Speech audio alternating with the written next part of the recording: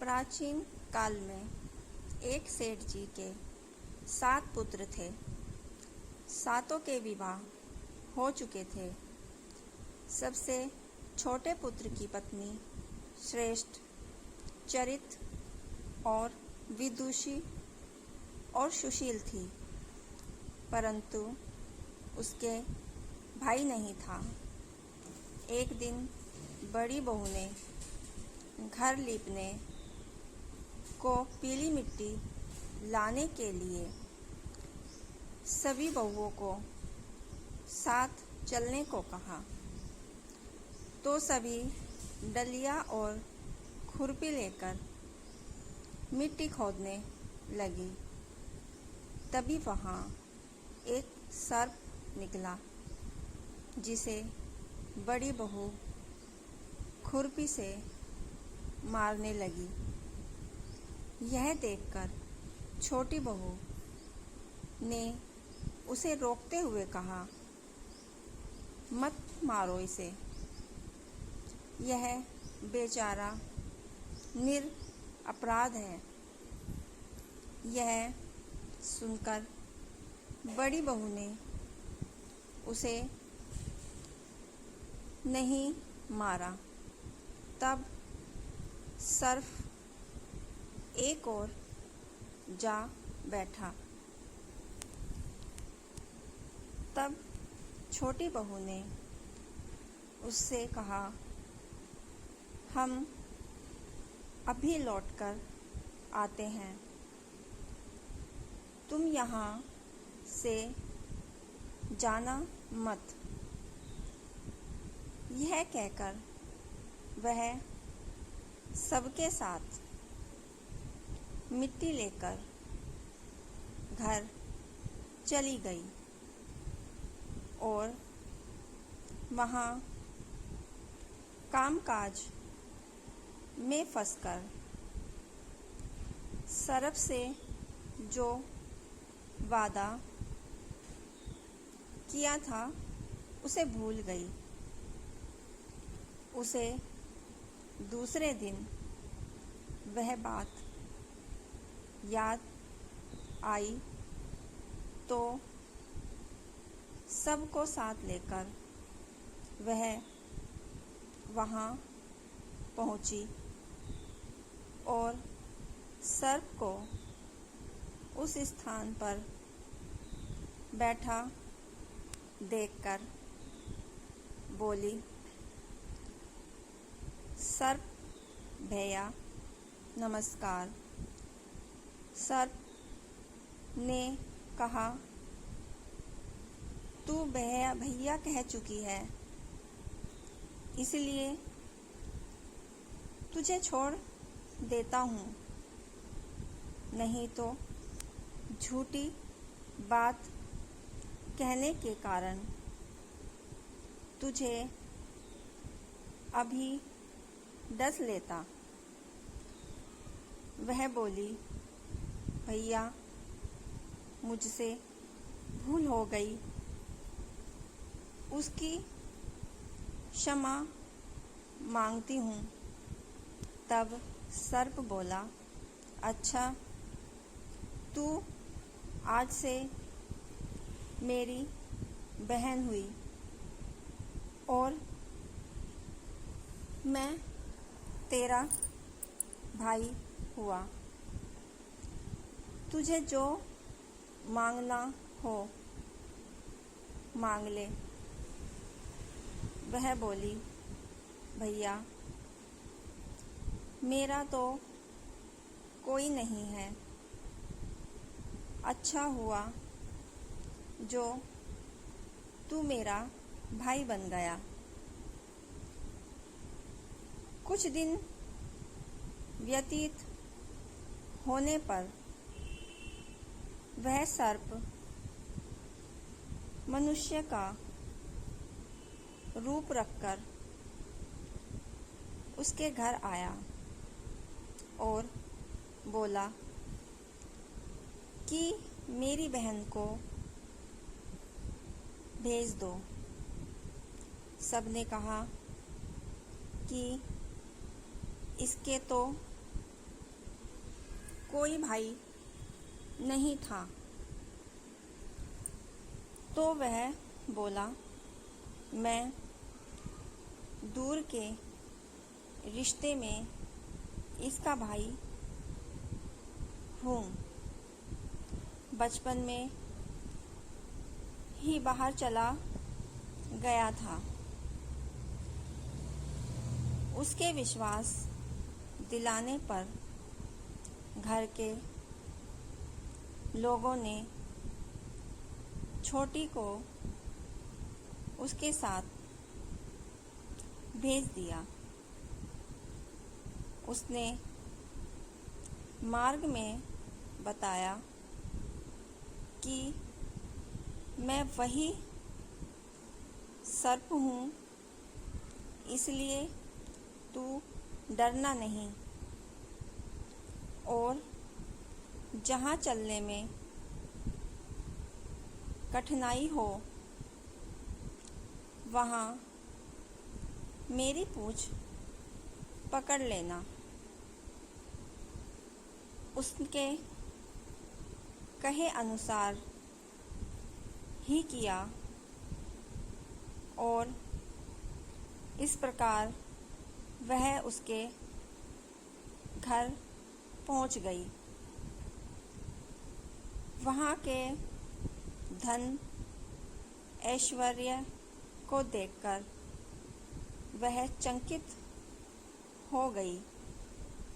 एक दिन सर्प की माता ने उससे कहा, मैं एक काम से बाहर जा रही हूँ, तू अपने भाई को ठंडा दूध पिला देना। उसे यह बात ध्यान ना रही और उससे गर्म दूध पिला दिया, जिससे उसका मुख बेहतर जल गया।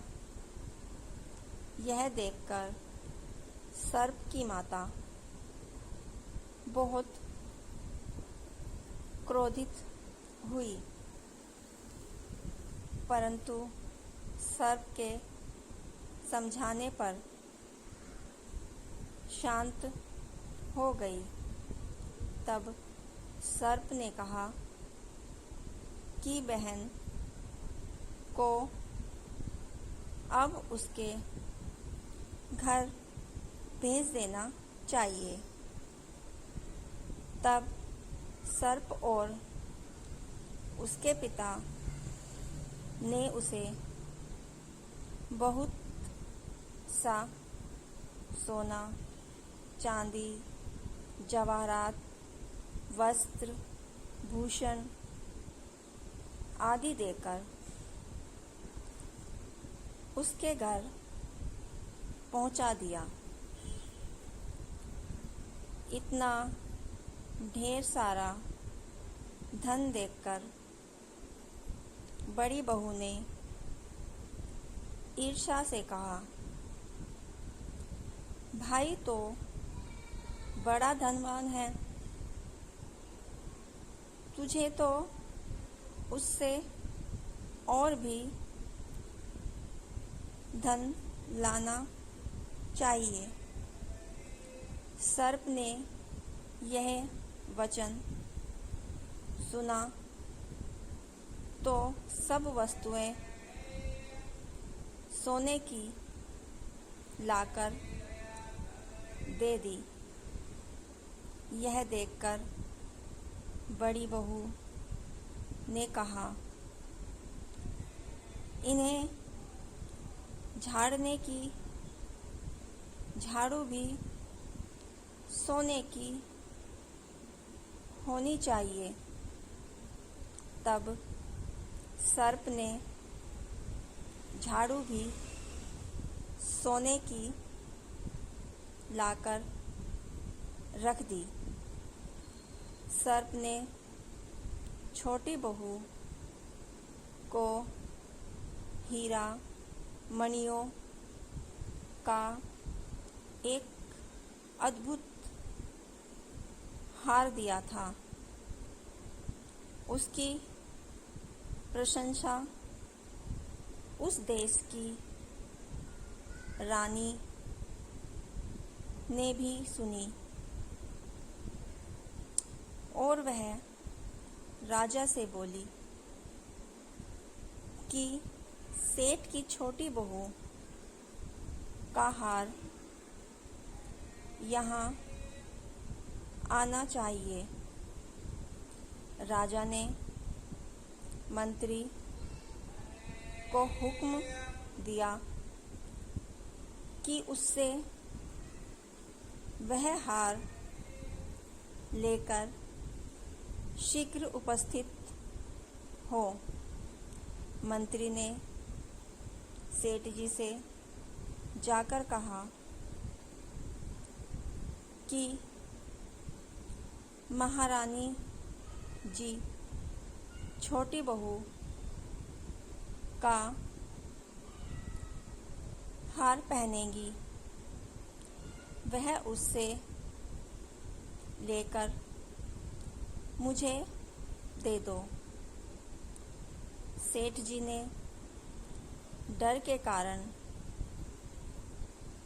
छोटी बहू से हार मांगकर मंत्री को दे दिया। छोटी बहू को यह बात बहुत बुरी लगी। उसने अपने सर्प भाई को याद किया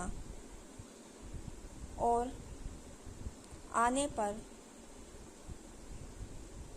प्रार्थना की, भैया, रानी ने हार छीन लिया है, तुम कुछ ऐसा करो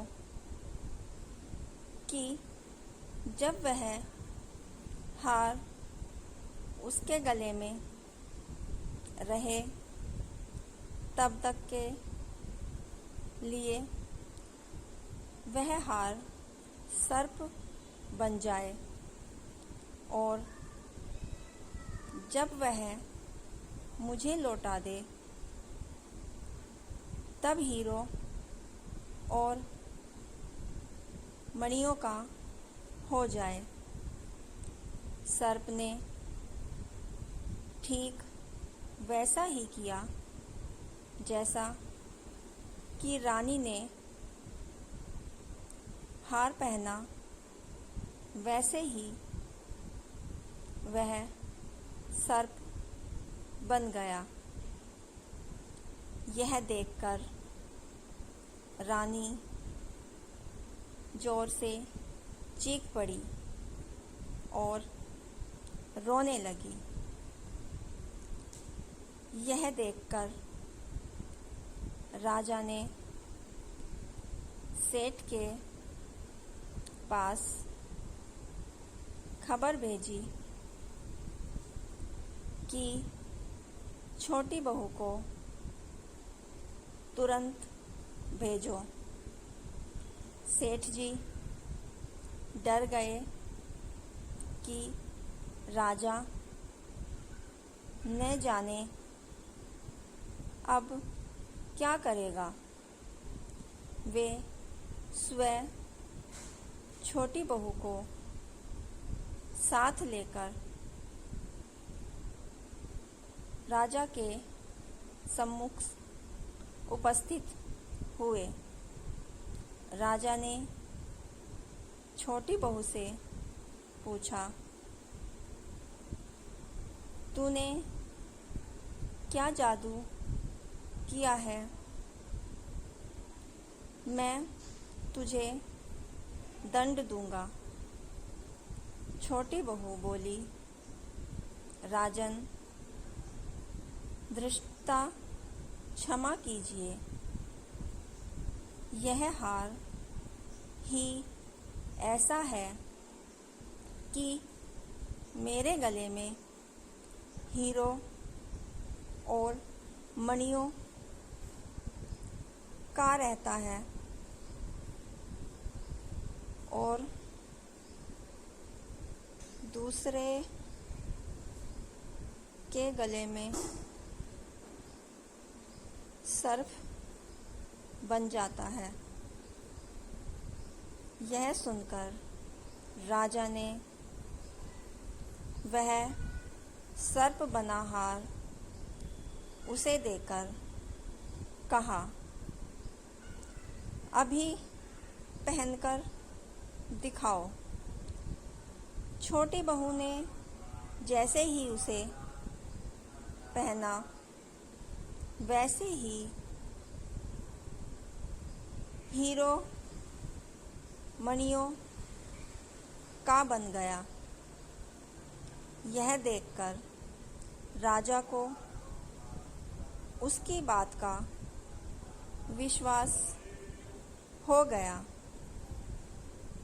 और उसने प्रसन्न होकर उसे बहुत सी मुद्राएं भी पुरस्कार में दी।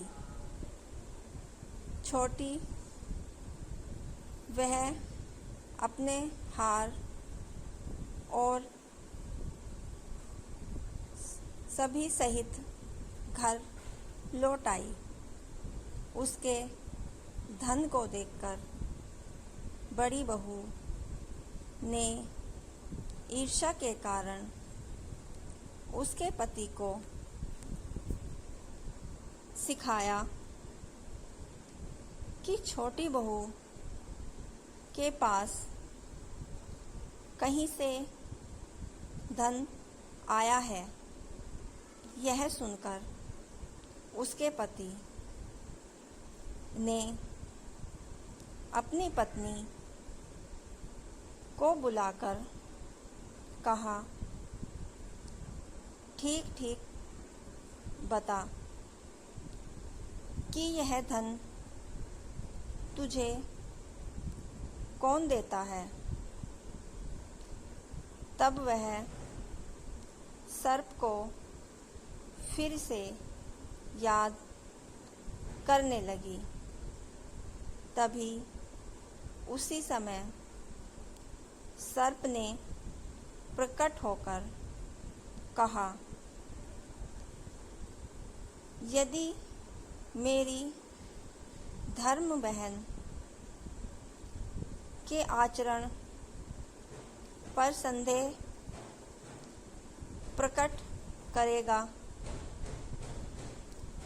तो मैं उसे खा लूँगा। यह सुनकर छोटी बहू का पति